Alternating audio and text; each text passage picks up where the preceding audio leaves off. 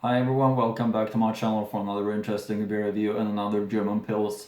This is a very known Pils, especially in Berlin. It's one of the biggest brands, and also it's, I guess, quite much exported, and they're having an quite image of to younger people. That's of course in legal drinking age, but that's the view or the direction that the brand has been taking since they merged into the Radeberger brewery group, which is a really big brewery group from which I've reviewed some beers before. And it's Berliner Pilsner. And yeah, I said that there's some other brands in this group. The Radeberger group is so big that they were having different small groups in within the main family, if you understand me right. And this is the Berliner kind of group, I suppose you can call it, with the brands Berliner Pilsner, Berliner Kindl, Schultheiss, and Berliner Bürgerboy. And I've reviewed one of the beers from this Berlin group before, and it was the Berliner Kindl Jubiläumspilsner. And Berliner Kindl also have this normal pils with a yellow label instead of the white label that is on the Jubiläumspilsner, and you can see that it doesn't have the foil up here, which the Jubiläumspilsner has.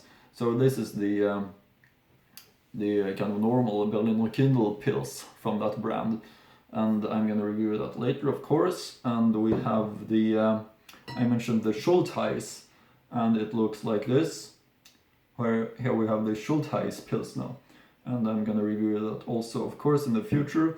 And the fourth one, except of Berliner Kindl, Schultheiss, and Berliner Pilsner, which I'm reviewing here, is the Berliner Bürgerboy, and it looks like this. And I'm gonna review that also, of course, in the future.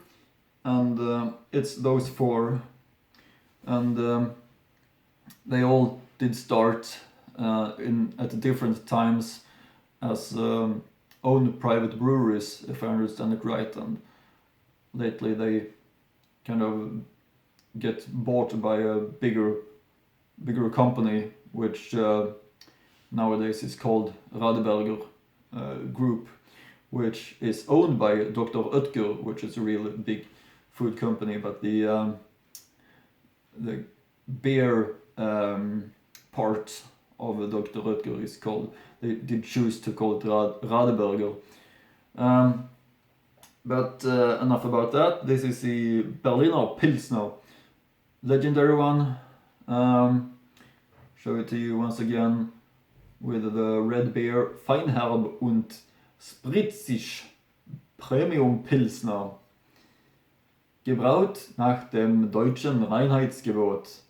Zutaten: Wasser, Gerstenmalz, Hopfenextrakt. Berliner Pilsner Brauerei GmbH. From Berlin, of course. Link to the brewer's website is also here on the back label, which I'll link in the description box below, as always. 5.0 ABV. Show you the back label also here, and the cap, as I used to do. And over to some more information about the history and information about the brewery. Berliner Pilsner, German beer brand from Berlin, brewed by Berliner Kindl Schultheiss Brauerei. Berliner Pilsner is one of Berlin's classic beer brands and was previously a state-owned brewery in East Berlin. Since 1991, this has been included in Brau und Brunnen, and since 1999 in its subsidiary Schultheiss Brauerei. Berliner Pilsner's history dates back to 1902. From 1963, it was launched as an alternative in East Berlin to Schultheiss and Berliner Kindl, which was able to buy in West Berlin. From 1969, they were included in the state-run beverage combine in East Berlin. With the fall of the wall and Germany's reunification, the business was privatized and acquired by Brau und Brunnen.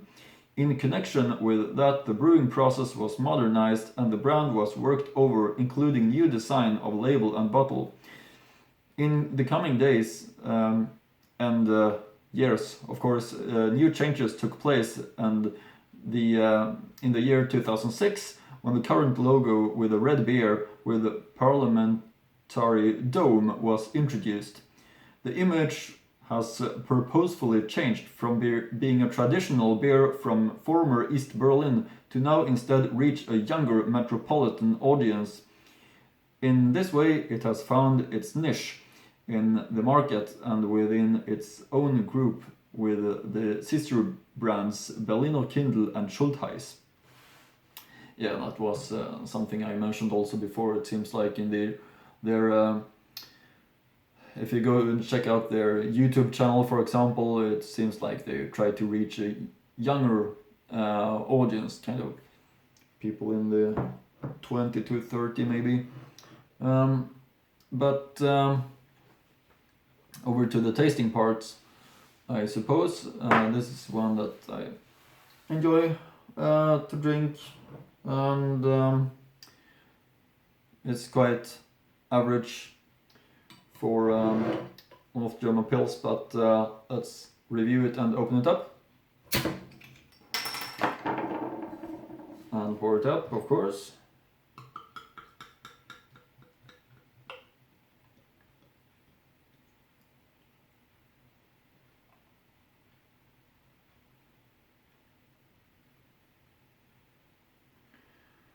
There we have it.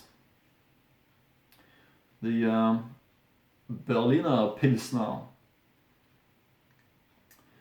with its pale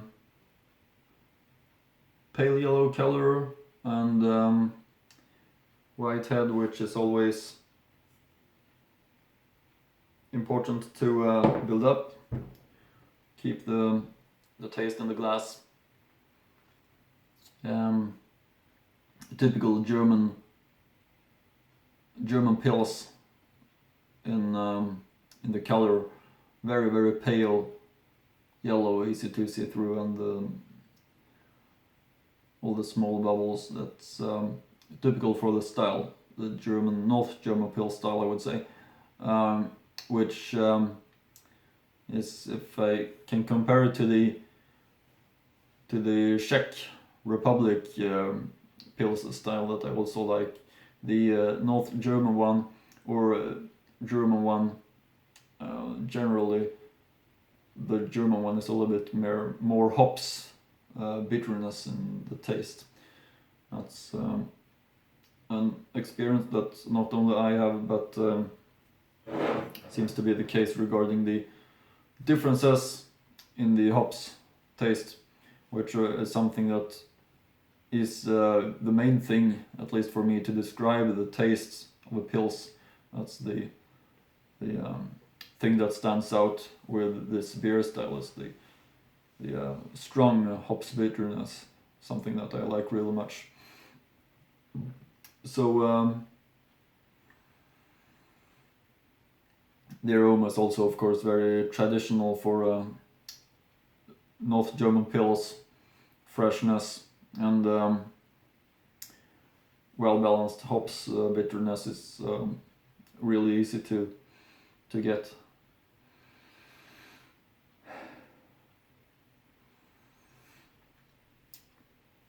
It does the way it should be, of course. So let's taste it. The Berliner Pilsner. Prost!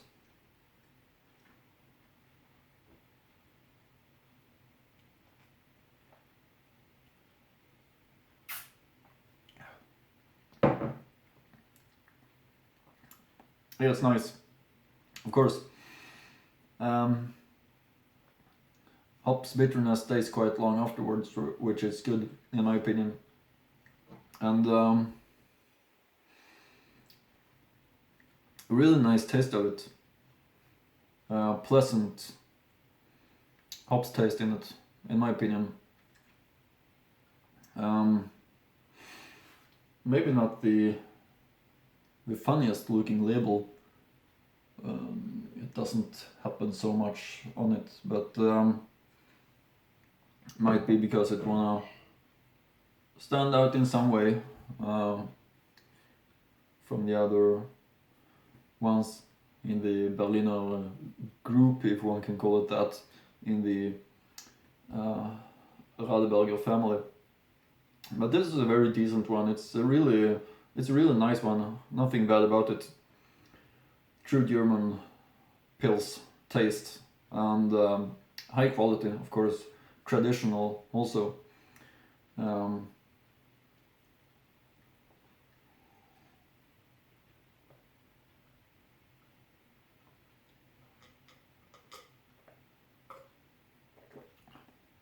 Really easy to drink. Something which I also return to mention when I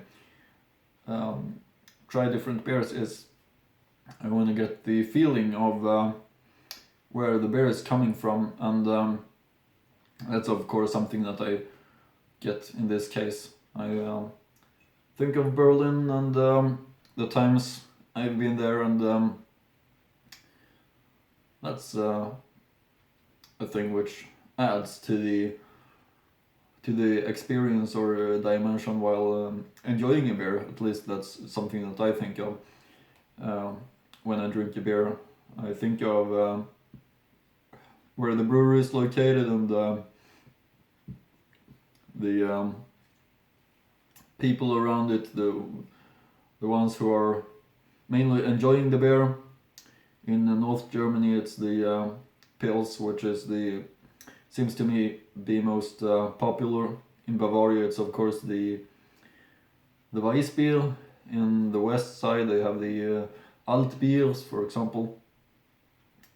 And yeah, that's something that I take into consideration.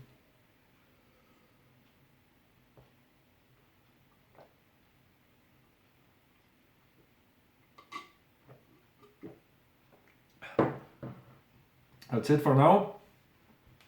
I think the Berliner Pilsner is a good Pils, definitely. Yet traditional North German style, nice, pleasant hops taste, and really a nice choice and something that I could recommend you to try. So this one is something you should find and try, and shouldn't be hard to find either, since it's that big, owned by a big group. Can't be hard to find, so no excuses about that. Yeah, as I said, that's it for now, I think, and I see you soon again with another beer review. Hope you continue to follow my channel and that you like my reviews.